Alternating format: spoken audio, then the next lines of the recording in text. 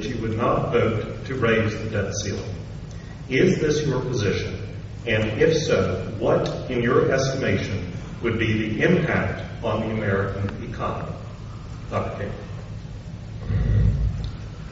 You know, we had a big debacle last fall, and conservatives, liberals, everybody in between was worried and embarrassed and ashamed of the way the United States Congress and the President conducted themselves. And what happened was we ended up not only raising the debt ceiling, but making a crazy deal that's getting ready to create mutually assured destruction, as they call it, come January if something isn't done. And they created a super committee that is not so super and had some really super bad ideas. And what they did was they kicked the can down the road, and in the end, they raised the debt ceiling.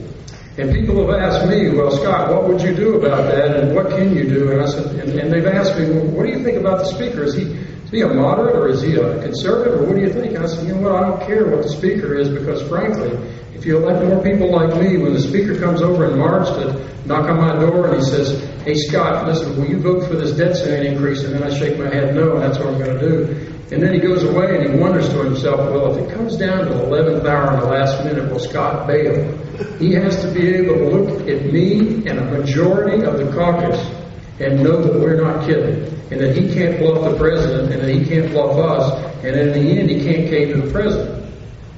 And when you give everybody notice, everybody on Wall Street, everybody in the world markets, and everybody in the Oval Office and all his henchmen, plenty of time to know that, you know what, we're not blinking. We're not going to raise the debt ceiling. The answer to a credit card that's out of control is not to go to the credit card company and ask for a higher line of credit. I mean, we've got the equivalent of an American family that makes $40,000 a year and is spending $60,000 a year and $270,000 in debt. That cannot continue. You have to have guys like me to tell the speaker, to tell the president it can't continue. Thank you. Mr. Hudson. I'm absolutely opposed to raising the debt ceiling. I always have been. Every time I've talked about this, I've said that I think it was a tactical error that the Republicans made. Too many of them thought we need to make the best deal we can make and avoid this going off this cliff.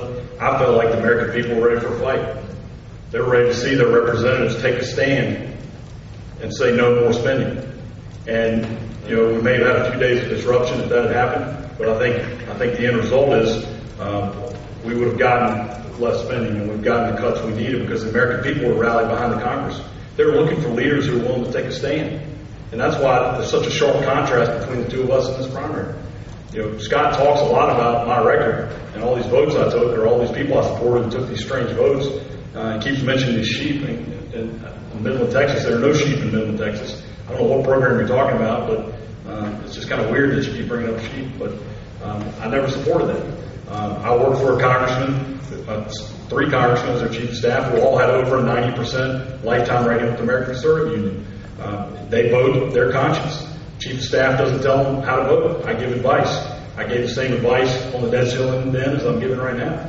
But the bottom line is that person who's elected has that responsibility to take that vote. And between the two of us, one of us has taken votes to use Obama's stimulus money.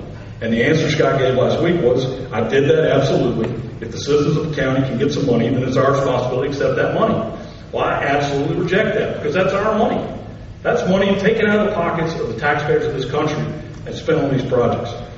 And to have someone say they're a fiscal conservative, and trust me, I'm going to go to Washington and look the speaker in the eye and be tough, but then has a record of spending Obama's stimulus money in their county. And Scott, a lot of conservative groups are supporting you, but I'm not sure you told them that you voted for stimulus money when you went for their endorsement. The record's clear. Thank you.